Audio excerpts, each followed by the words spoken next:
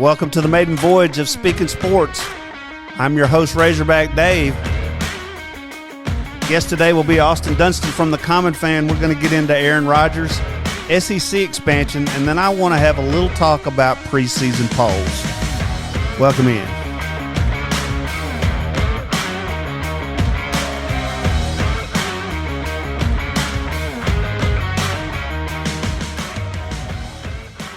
All right, welcome to the very first episode of Speaking Sports. I'm your host, Razorback Dave, coming to you live from the Avcare RNS studios.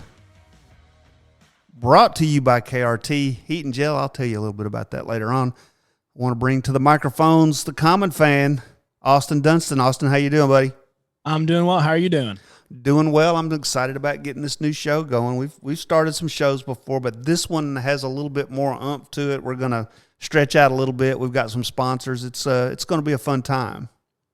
I'm excited to be here. I appreciate you having me on the very first ever Speaking Sports show. So let's make it a good one, huh? Yeah. Coming to you live from the campus of the University of Arkansas. Go Hogs. Go Hogs. So are you about ready to start class up there? Yeah, I start next week. I've been doing a lot of nothing here lately. It feels like I've been doing something but nothing, if that makes any sense. Yeah, no, I've been there many times myself. Hopefully I'll be there later today. So let's just get right to it. You paid attention to what was going on in Green Bay and Aaron Rodgers and all that, and I'm not sure what he was trying to do. Do you have any idea what he was trying to do, what that was all about? Well, I get where he's been coming from. You know, he's been insanely talented quarterback for the last however many years he's been there, and they go and they draft, Jordan Love, and it's kind of a disrespectful thing. This was a couple years back, and he took that personal, and they've had a history of over the years of treating their big time players like him as kind of put them on the back burner, not really caring about their feelings, what they need, not trying to help him. So when they finally, I don't know what they drafted in the first round this year. I can't remember, but it was something that was unbeneficial to him. It might've been a defensive player, but he's been a great quarterback and that he's won one Super Bowl. So he's looking for some help. I mean, he already has a great offensive line in Devontae Adams, but he's really looking for some more weapons to help him. And so when that did it, it was kind of the straw that broke the camel's back. He's been complaining for a while, but now he actually came out and said, I don't want to play for the Packers. He wanted to get out. And he's finally come to a deal where it has him playing this year, and then he can get out next year if he still wants to. So that's pretty much a rundown of what his situation has been. Well, didn't something similar happen to him? He got drafted by the Packers when Brett Favre was still in his prime. Exactly. Brett Favre didn't act like that. I mean, he didn't act like that, but he did leave. I mean, he went to and played for the Vikings. I think they won another Super Bowl before he left, though. I mean, he didn't. And that might be true, but at the end of the day, I mean, he's getting toward the end of his career. You see a lot of big-time quarterbacks do that. I mean, look at Tom Brady. You can think of Brett Favre. Peyton Manning did it with the Broncos. I mean, it's just something that these long-term quarterbacks do toward the end of their career. Yeah. But he's been more public about it, and it's been more in bad blood than – at least it seems like it's been more in bad blood than just moving on for the betterment of his career. Well, then maybe what I'm trying to say is others have done it with a little more class maybe. I don't even think Peyton Manning left the Colts because they drafted a rookie. They didn't draft the kid from Stanford until after he left, did they? I'm not really sure when I'm assuming you're talking about Andrew Luck. Yeah. I think he might have been there toward the end of Peyton's career with the Colts, and he went to the Broncos, but it's all been similar situations. I mean, except for in New England with Tom Brady, because they didn't really they had Jacoby Brissett who went to the Colts. And then whenever Tom Brady decided he was going to leave New England, they signed Cam Newton. I mean, they didn't draft a young guy. Now they went and drafted Mac Jones this year. And they hope that he's going to be, the next Tom Brady. But when Tom Brady left New England, it was kind of like, they don't really have a plan. They don't have a backup plan for him. But, he did have Jimmy Garoppolo behind him for a long time, who went and plays for the 49ers, and he was good for a minute there. And but it's just a little bit different of a situation. But it's not really uncommon to see these quarterbacks toward the end of their career want to leave their team. But it is unusual to be as public and as brutal, I guess, as blunt as Aaron Rodgers has been. And, he's had a lot of moral, like questionable moral things. There's that whole thing about how he doesn't talk to his family. and the whole Jordan Rodgers thing, and where they just don't talk at all. So there's a lot of people that think that he's kind of a head case and he's kind of this and that, which you can kind of see in his I see you raising your hand, which you can kind of see in the situation. So I can see where you could be a little bit annoyed if you're a fan. Well, I think maybe it comes off a little selfish. Definitely. In one of the greatest team sports out there, it comes off a little selfish. And I'm like you. I don't know who they took in the first round of the draft this year. It was a defensive player, I'm pretty sure. Was it a defensive need? I'm sure I didn't hear that it was. All I heard is it wasn't any help to Jordan Rodgers or Jordan. It wasn't any help to Aaron. Yeah, and it's kind of hard to tell because we can't get in the heads of the front office or the GM of the Packers. We don't know what they're thinking. But we can tell what Aaron Rodgers was thinking. He was thinking, I need some help here, which is kind of crazy to me because he was the league MVP. I mean, he had one of the best wide receivers in the league last year in Devontae Adams. I mean, it's hard to really pinpoint what they need on that offense. And you would think if I'm Aaron Rodgers and I think, okay, our offense is pretty high powered. We have a top 3 wide receiver and one of the best quarterbacks in the league on this team, a great offensive line. I mean, they don't have a fantastic standout running back, but they have what it takes to be a high-powered offense. And if I'm Aaron Rodgers, I'm thinking, okay, well, the problem must be the defense. Well, obviously that's not what Aaron Rodgers is thinking because he threw a temper tantrum and, now here we are. And then he showed up to camp. Yeah. Well, he didn't show up for the first couple of days, and then they didn't need him. I mean, they knew he was going to come. What is he going to do? Just not play? And of course he's going to play. He's not going to retire. He literally just won the league MVP. He's obviously got some more game in him. Well, I think he said he was going to retire. I think if you throw that out there, you need to be prepared to do it. Well, yeah, but you also got to think of the business side of things. He needed some leverage. He didn't really have any leverage. His contract wasn't up. He didn't really have much trade value. They weren't going to trade him. He needed something. So he threw out, I'll just retire. And that was his leverage. Whether he meant he would do it or not is irrelevant because he got what he wanted. What did he get? What did he want? He wanted out of Green Bay. And they were telling him. He did really. He got an agreement to where he can leave Green Bay after the season. So after this season is complete, he can do whatever he wants. I don't know if he'll be a free agent. I'm pretty sure he'll be a free agent. But either way, after this year in Green Bay, he can come back to the Packers if he would like, or he can go somewhere else. Which, if I had to bet on it, I would bet that he would go somewhere else. Do you agree with how he did it? That's a loaded question. Welcome to my new show.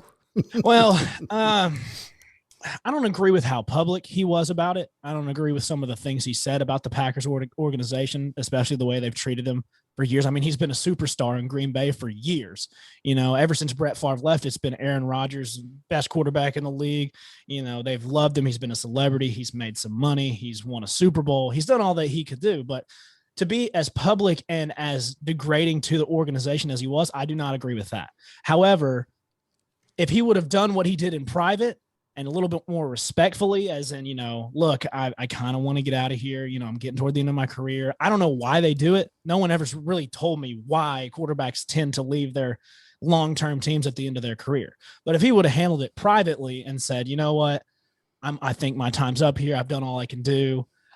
I'd like to either leave or I'm just going to go into retirement, either trade me or this, in private. Yeah, I get that because it's not uncommon at all, but to go public with it, no, I don't really agree with that. And last thing on this, do you think it slows his entrance into the Hall of Fame? No, I don't. I mean, I think it's Aaron Rodgers. He's a first ballot Hall of Famer. Any way you slice it. I don't think that's going to affect him at all in the long run, at least when we're talking Hall of Fame. Okay. I don't know if he's first ballot. He wouldn't be on my first ballot, but that's a biased opinion. I'm almost as weird as he is, so that's all right with me. You can't argue with his stats, his Super Bowl, his league MVPs, his Pro Bowls, his all-pro seasons. I mean, if you look at those stats in the years he's played, he's been a top 5 quarterback every season he's played. He's undeniably a Hall of Famer. I would say, and probably a lot of people would say he's a first ballot Hall of Famer, but I guess we'll have to wait and see after he retires. Okay. I'm going to take a time out and pay some bills. Molly, my producer, if you'll put that picture up for me. I know Austin was an athlete. He got cramps. I don't know if he got them a lot, but cramps are a traditional part of athletics, and KRT Cramp Relief Cream is a transdermal nutrition for fatigued and cramping muscles that generates chemical energy at the cellular level, providing increased endurance and performance as well as relief from cramps due to dehydration. Applied at the affected site, KRT permeates the skin and seeks out the nerves causing the cramps and calms them in minutes. Use it pre- and post-workout for whenever the cramp bug strikes. Go to krtrelief.com to place an order today. Enter code SNS20 for 20% off your first order. That's www.krtrelief.com.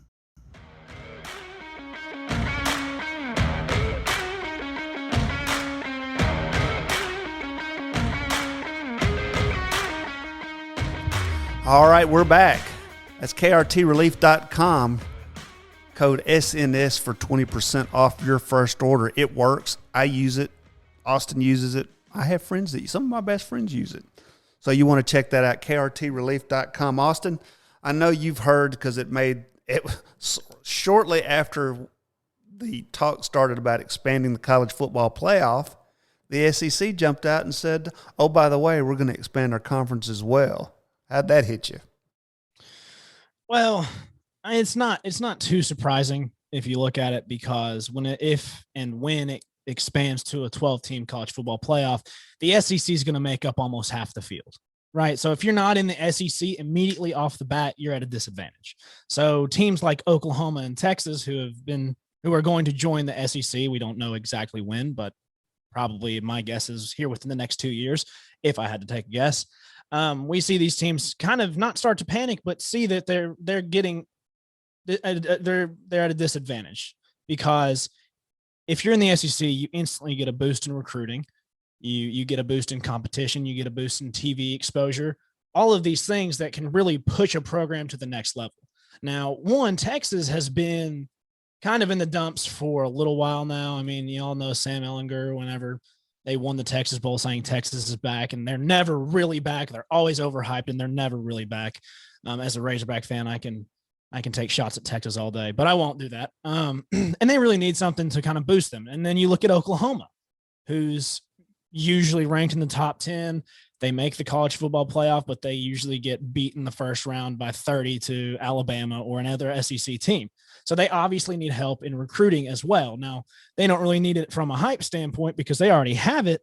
But if they can get these Southeastern Conference recruits into Oklahoma, they'll have a better shot at actually winning. And whenever we get to, the 12-team playoff, if that were to happen, Oklahoma's in the SEC is guaranteed at least a first-round victory almost every season. So that's kind of how it hit me. I see it as an advantage for the SEC, and I see it as an advantage for OU and Texas. I think it's an advantage for all of the Western Division in the SEC because Oklahoma and Texas are both natural fits into the Western Division if they continue the East and West slots. Now, you are more aware of the pod method. I have not paid any attention to the pod method because I don't think it's a good idea. I know why they would do it. The only reason they would go to the pod method is to protect the top 4 schools in the conference and maybe to some degree Oklahoma and Texas, but they really still only care about Alabama, LSU, Georgia, Florida, in some cases Tennessee, in some cases Auburn. They don't really care about anybody else. That's the only teams that the pod system would serve, but I really like the idea of taking Alabama and Auburn and sticking them in the East and then bringing Missouri back to the West and then adding Texas and Oklahoma in the West.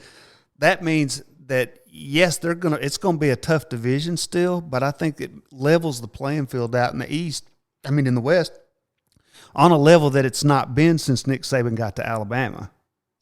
Well, if you're doing that, let's just say for the sake of the argument. Actually, first I want to go back to the pod thing because you said something that bothered me. Are you shocked? That you like the pod system or that I said something that bothered you? The second one. Yeah, I said something that bothered me. I don't even, and sadly, I don't even know what it was, but I'm sure you're about to tell me. It doesn't bother me. I'm not upset about it, but whenever you're talking about the pod system, if we just add Oklahoma and Texas to the West and move Auburn and Alabama to the East, yeah, it's more even playing field in the West, and the East will be dominated by Auburn and Alabama because that's just how it's going to be. We'd have to see the college football season pushed to a 10-game conference schedule because you're looking at 8 teams in each division, right? And so you play everybody in your division once, and then you're going to have to play at least 3 games from the other division. So that's 10 conference games right there. So that hurts everybody because we saw what happened last year when we had a 10 conference game schedule. Well, while it was only a conference schedule in the SEC, it was just 10 games. There were no, cupcake games. There were no tune-up games. It was just straight SEC all season. But if you start playing 10 SEC games every year, it's going to wear and tear on your depth. It's going to hurt your bowl chances to win a bowl when you're not playing SEC teams because you're going to be, you're going to be beat up after a long 10-game season. But if you do pods, you have to play everybody in your pod once a year. So say it's 14 pods, right? So say it's Arkansas, Missouri, Texas, Oklahoma. That's 3 pod games. And then you could play one game from every other pod. And that's a 6-game SEC schedule. Or you could do 2 or 3, whatever you want to do, however many games, you could still make it an 8-game SEC schedule. But I just think a 10-game SEC schedule is a lot, or you're going to have a situation where you never get to see cross-division games because you're trying to get those 8 games in. So it'd be 1 cross-division game a year if you stuck with 8 teams in each division and 8 games. So that's my whole problem. That's why I like the pods more, because a 16-team conference is a lot. You have to change something up. Now it can be done both ways, but that's kind of why I lean toward the pods. Well, back before you were born, when the SEC didn't have divisions, they, even with 8 to 10 teams in the conference, everybody didn't play everybody still. So even if you have a Western division with 9 teams or 10 teams in it or whatever it is, 8 teams in your division, you don't necessarily have to play them all that year, and you could still keep your conference schedule down under 10 games. Play maybe 1 game from the other side, one, and then not play one division opponent for a non-division opponent every year. Right, but at that point, you run into a situation where it's strictly off of conference record who's in the conference championship game. It's not an East versus a West. I want it to be that way in the pods. I mean, if you're only playing eight conference games and there's 16 teams, but so in the pod system, did they just take the top 2 records? I mean, how do they determine who plays in the championship game with a 4-pod system? Do you win your pod and play a semifinal game, or do you? Well, see, that's something I haven't really thought about. But now that you mention it, so if you keep the pod system and play an 8-game schedule, right? So that would mean 4 pods. So you could have an SEC semifinal game and final game, right? Mm-hmm. So that would be the conference winner would have to play 10 SEC games, right? Okay. At the end of the day, that would be still 10 SEC games, and you'd still have to go to the playoff. And if it's 12, that's a lot of football. So there are some flaws with that system too. But I think that when we add Texas and Oklahoma to the SEC, it's probably going to be really tough to keep it at 8 games. I mean, but that's what they've got to try to do, because if we move to a 12-team playoff, then, I mean, that's a lot of football. And I'm not complaining, but I'm also not the one playing. Do you get what I'm saying? Yeah, so what do you think happens with the other conferences? I mean, clearly at least one other conference is going to make a move like this. What's your thought? Well, I've seen the Big 12, the Big 10, and I think the ACC, the Big 12, Big 10, and Pac 10 or 12, whatever it is now. I don't even know.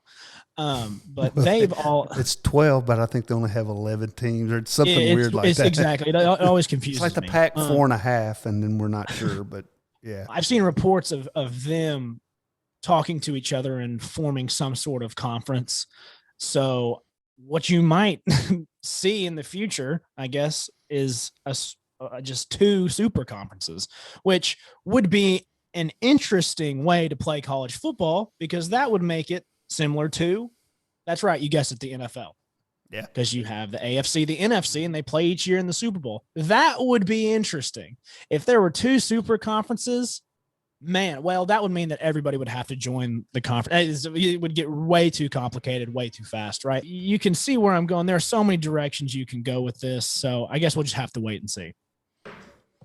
Okay, well, I'll tell you what we're going to do. We're going to take a short break, pay a bill, and we will be right back. You're listening to Speaking Sports. Razorback Dave, the Common Fan's on and only Austin Dunston. We'll be right back. We're going to talk about the preseason polls. Do we need them? Do we not?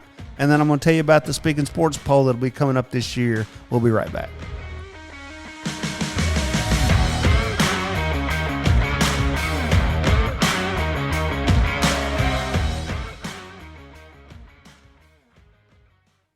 Getting back into the gym is about feeling fit and having fun. The last thing we want is members getting sick while they're trying to get healthier. This new normal means we've stepped up our cleaning protocols. So we're constantly disinfecting surfaces and using hand sanitizer. But a health club is no place for harsh, toxic chemical smells or irritating substances. We were thrilled to discover the Waltz products. With Waltz D, we can disinfect all our equipment throughout the day and never have to worry about leaving behind fumes like bleach and ammonia. It's also non-corrosive. Other disinfectants do a real number on our equipment, and customers can find Waltz free hand sanitizer all around the gym. It lasts 4 times longer than alcohol-based gels, even during a workout, and it doesn't dry out your skin. We want our members to get fit and stay healthy. Waltz products make sure they do that in a safe environment.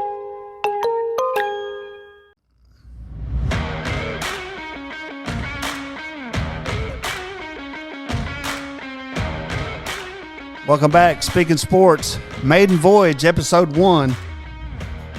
Talking to Austin Dunston from the Common Fan, and I'm going to tell you, I'm just going to lay this out for you and get your take on it. I don't know if you've ever heard me talk about it before or not, about how redundant and actually how I know why they do it, and I don't like why they do it, but preseason polls. And I want to try something. Okay, I'm going to give you the top 10 for this year. Okay. Preseason. All right. Alabama, Clemson, Oklahoma, Ohio State, Georgia, Texas A&M, Notre Dame, Iowa State, and North Carolina and Cincinnati. All right? Okay.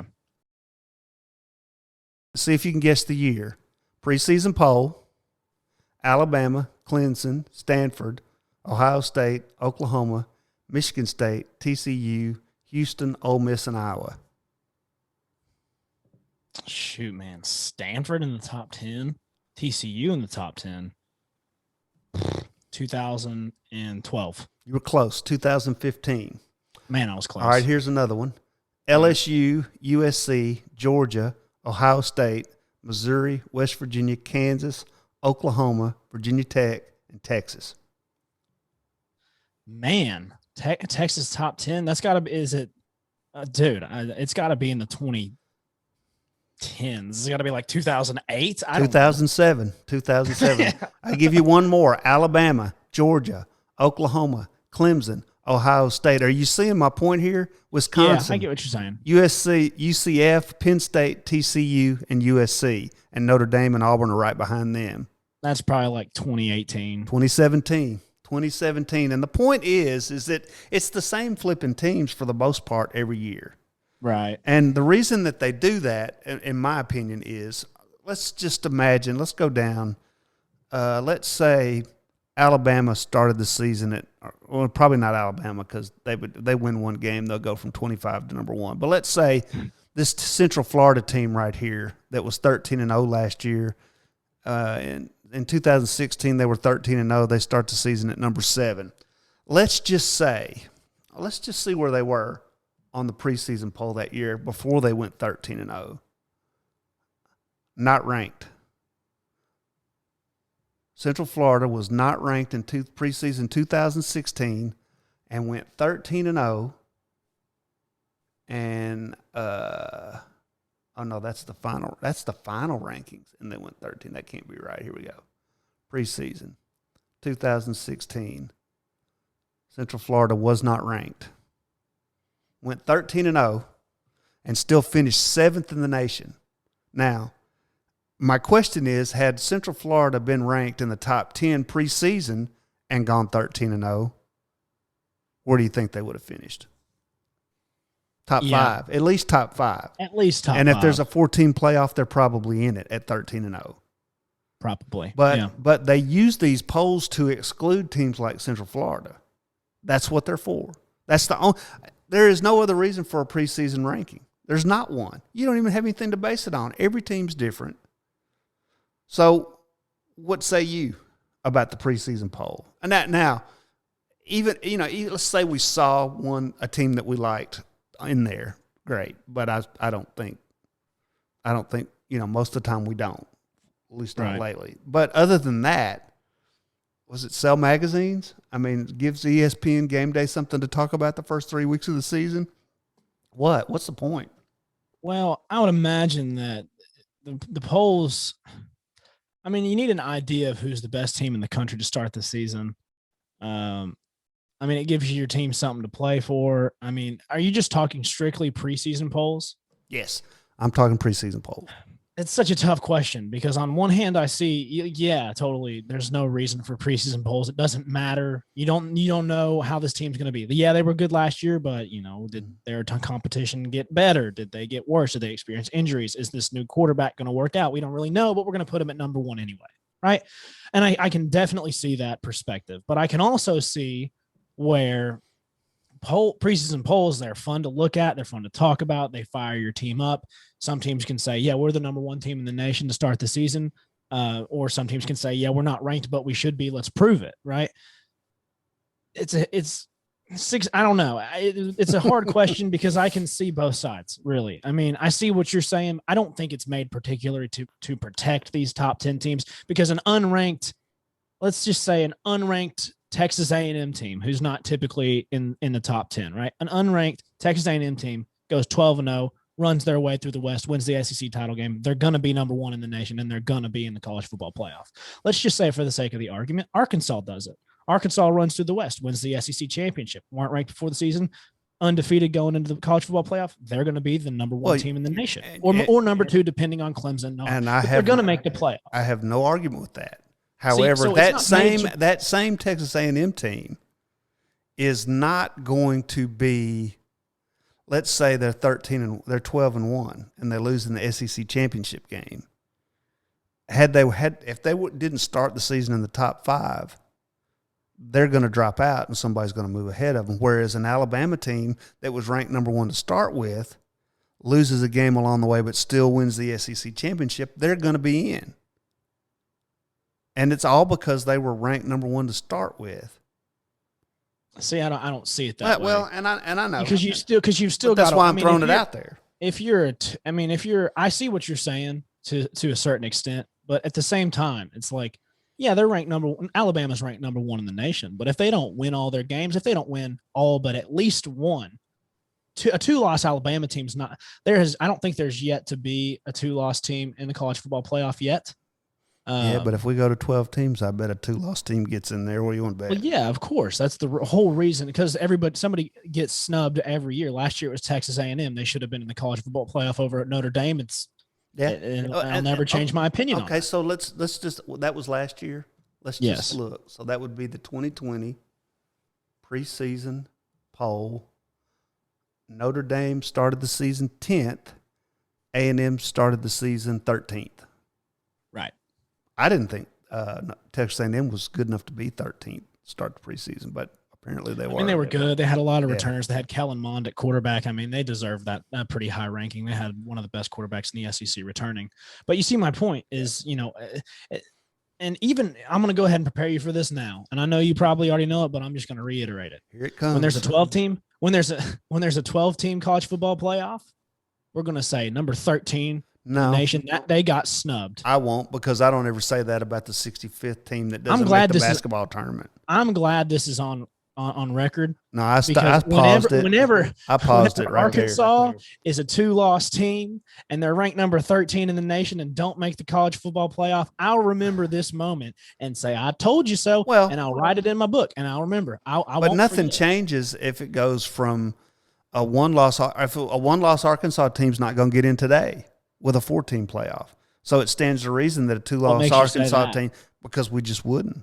Why not? Unless we were ranked preseason and we won the SEC championship game after What? losing a game in the regular season, maybe. What makes you We say might that? have, in a Not just 14 Arkansas, playoff, but- Arkansas is not getting in. Well, we weren't What really makes talking you say about that? it because that's just I've lived it for the last 60 years. I know But that's that how it doesn't would make be. that doesn't make any sense though, because Well, that's the way okay, it is. so It's really an so argument. the year that Arkansas, LSU, and Alabama were ranked 1, 2, and 3 Yes. with the same record, why was Arkansas third? I will probably because strength of schedule. LSU had beaten Alabama that year already, or maybe not. But the first game head to head was Arkansas versus LSU. And what happened? Arkansas lost to LSU that year. Yeah. They dropped. I mean, so You in don't my think it was head, because we were ranked third? We you- just you can- had a I'm gonna little say, inferiority you can complex. say we're third and they were number one, but at the end of the day, the number one team won and the number three. So maybe it's pretty accurate. See, you Maybe, can't just say but I don't though, think but it that's is. just the way You know it what? is because it's not. I want to be a fan.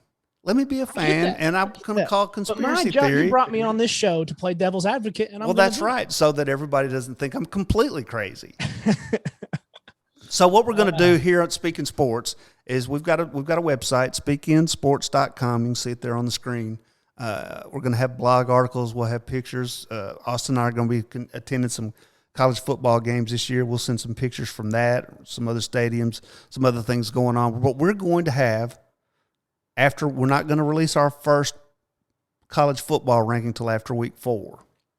And then we're going to run our own poll for the rest of the year. And it's going to be there's not going to be any algorithms or nothing like that. I'm going to have 4 or 5 people that'll be regular guests on the show. They're going to give me their top 25 every week. You're going to get this many points for 1, this many for 2, this many for 10. Team with the lowest points average is going to be number 1, and that's how they're going to rank. And we'll offer everybody's ranking, and then we'll offer the final rankings, and then we're going to do it from week 5 through the rest of the year. And just see what we think. And you'll be able to look at all the rankings, and I'm sure there'll be a couple of spots where the common fans got somebody at number 4 that I have at number 18. But that's the beauty of it. It's subjective. That's the whole point. The whole thing is subjective. Let me ask you something. How many top 10 polls have you ever seen in the NFL in terms of just ranking? Who's the number 1 team in the NFL? Who's number 5? It doesn't matter. They have to win their way there, period. They got to win. You got to win. That's true, but I mean there are rankings, and that's what I love about. Still a thing. Excuse me, that's what I love about Little League. You don't just get to pay the money and go to the Little League World Series. You got to win your way there, which is going to be a topic for discussion next week. I want you to come back. That's another argument that I want you to come back with me you. next week and talk love about to. because the Little League World Series is going to be going on, and I might even have some video of you as a 12-year-old Oh God. hitting a home run at the state championship. So careful what you wish for. But anyway, we're going to have our own poll. Go to speakinsports.com, check it out. Before I let you get out of here, Austin, I heard this morning on the radio that the Las Vegas Raiders are requiring proof of vaccination to enter the stadium this year. Yeah, I saw that too. If that was the Titans, you go in the game or no? You're not vaccinated, so. I'm not vaccinated, but I've said it before and I'll say it again. If they come and tell me, hey, you can't get into Nissan Stadium, hey, you can't get into Donald W. Reynolds Razorback Stadium without a vaccination, I'll be the first in line to get it. Okay. That's fair. Yeah, that's my opinion. That's fair. I don't necessarily have – okay, so but how do you – has anybody ever stopped to wonder about the HIPAA ramifications of this? We take HIPAA training around here all the time, and anybody that forces you to expose any of your medical history is violating your HIPAA rights. So by virtue of you having me prove that I had – and I've been vaccinated, so, I'm really kind of a dog barking at nothing right here. But Right. I respect people's right to get it or not get it. And I guess I have to respect the idea that the Vegas people don't want you in there if you hadn't been vaccinated. So then you get to decide, do you want to go? But the flip side of that is the people that chose not to get it, that's their risk, not the Vegas Raiders' risk. Why are they getting in it? I agree with that too. I mean, I get it, but at the end of the day, you asked for my opinion, what I'd do, and I love football, and I love the Razorbacks, and I love the Titans, and I'm going to do whatever it takes to go to those games. So if that means wear a mask, I guess I'll wear a mask. If that means get vaccinated, I guess I'll get vaccinated. So I mean, there are a lot of things that, people talk about with HIPAA and you can't make anybody get vaccinated. And I get that too. I just love the Razorbacks and the Titans more than I care about HIPAA violations. Well, I know if they make a habit to get in Razorback Stadium, you'll be helping them pass out vaccines. Oh, yeah. All right. Well, I think this has been a great show. First run. I can't say I won't make more mistakes on the next one, but, this is what we do. Common Fan Zone, Austin Dunston, thank you very much for joining us. We'll be back next week with another show for you, sponsored by KRT Heat and Gel, www.krtrelief.com, SNS 20 to get that 20% off of your first order. Visit us on the website, read our blog articles. Oh, and I need a blog article from you relatively quickly to put up on the yeah, pick a subject, any subject. Maybe the Little League World Series, you can go your direction and then we can debate it next week. That's going to do it for us. I appreciate you joining us. Razorback Dave here for Speaking Sports. We'll see you next time.